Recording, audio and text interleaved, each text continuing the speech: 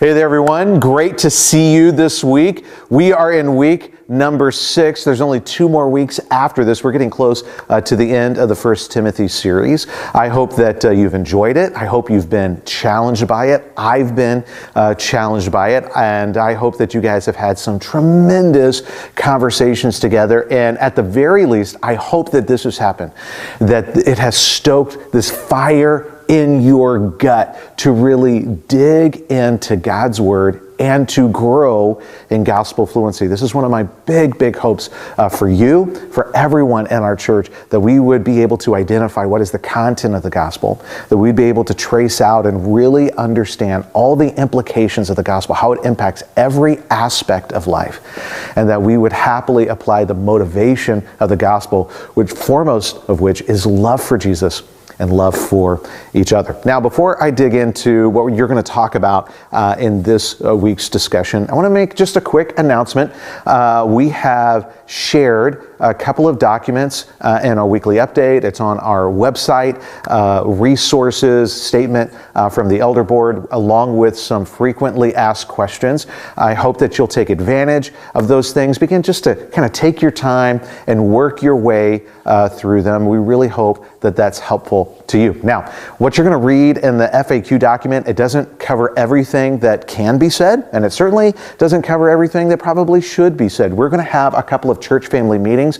I'm going to take an even deeper dive and even more kind of rigorous, thorough study with the congregation. The first one is March 17th. It's a Sunday night starting at 6 p.m.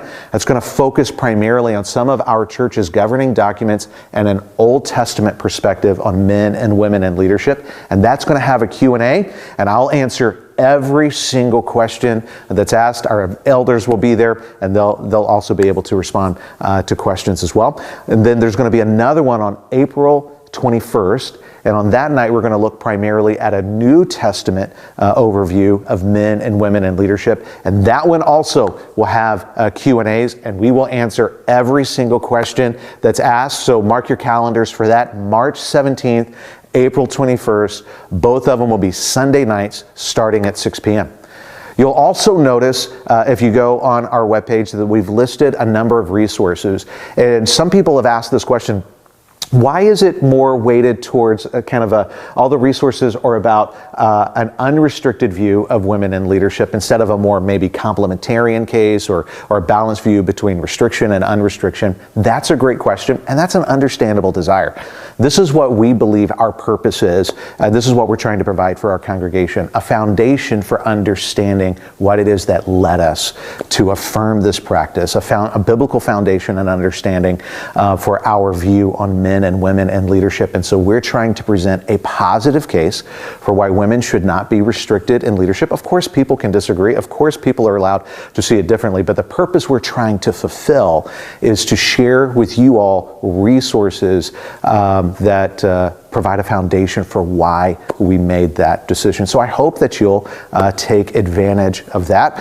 What you're going to find as you look at those resources: people, whether you're reading a book, listening to a podcast, reading a website, the people who are presenting their case, they are going to interact with argumentation from other Christian believers, from other people who are good-hearted, intelligent, trying to love Jesus, but see it differently. We are allowed to do that. That's actually a really good and helpful thing. It does not violate being patient and kind and gentle with each other. That's something that is incredibly helpful. So let's say you've read a book from the other perspective, and now you're going to read a resource that engages that. Both sides are going to talk about each other's arguments and why they disagree.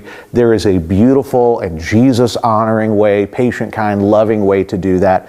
And I hope that you enjoy watching that. And not only as you enjoy kind of watching that play out within books, websites, podcasts, videos you may watch, but that is something that we model together in our own church. And really, that's a large part of what this past weekend's sermon had to do with. We're talking about confrontation. And confrontation is not something to be afraid of. And I hope that you walk away from this thinking, you know what, confrontation is not a necessary evil. It's a necessary good. It really is an indispensable part of relationship.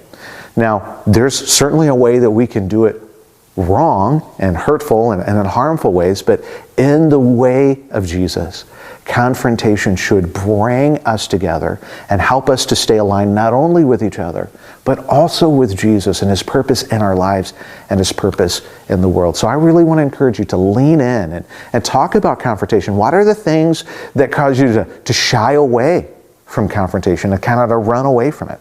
What are the things that push you to lean in and have those conversations? When do you find yourself most motivated to ignore issues and messiness and problems that need to be resolved? And when do you find yourself most motivated to really engage? Those are really important things as we discover something about ourselves and our ability to follow Jesus and those things. I hope you have a fantastic conversation. And it's something that's important to remember. Sometimes we experience confrontation. We're having to engage. We're having to talk about things. We're having to really live out one of our church's values, which is move towards the messes. Sometimes we have to do that because someone has made a wrong or sinful choice. That's just going to be the case sometimes. Maybe it's you who made the choice. Maybe it's somebody else who made the choice. Maybe it's me who made the choice. But a lot of times, we're going to engage in conflict and difficulty and messiness and problems that need to be addressed and resolved. And nobody did anything wrong. It's just the circumstances of life. I bet you experience that all the time in your job. You probably experience that all the time in your family. We experience that all the time in the church world. Check this out. There's never going to be a time. There's not going to be a day. There's not going to be a minute. There's not going to be a single solitary second in the lifespan of our church, in our history or our future, in which there isn't a mess to address, a problem to solve, something to engage. There's always going to be something there. You know why? Because it involves people, and because we're always going to be intersecting with things that are outside of our control and require a gospel-oriented, Jesus-loving, other-loving response to something that just needs to be addressed. That's normal. That's all of life. Let's be the kind of church. We're never afraid to look at reality for what it is. And we're never going to let something else come between us and each other. We're going to love each other, and we're going to walk in the Jesus way.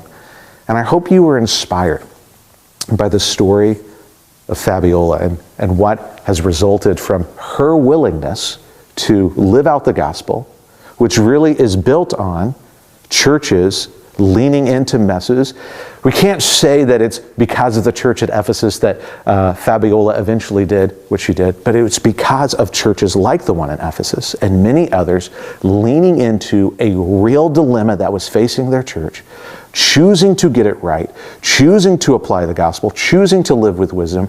It set the table for people in the future who they would never meet, they would never know about, to act on that and unlock possibilities that they never dreamed possible. Who knows what's going to happen because of us choosing to love each other, walk in the way of Jesus, addressing messes that we have? Who knows what God is going to do with that? Maybe next year something's going to happen that we never saw possible.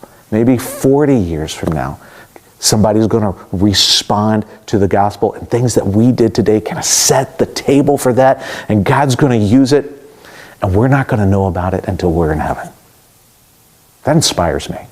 I hope that inspires you. So let's lock arms. Let's lean in together. And let's walk in the way of Jesus. I love you. Have a great conversation. And I'll see you next week.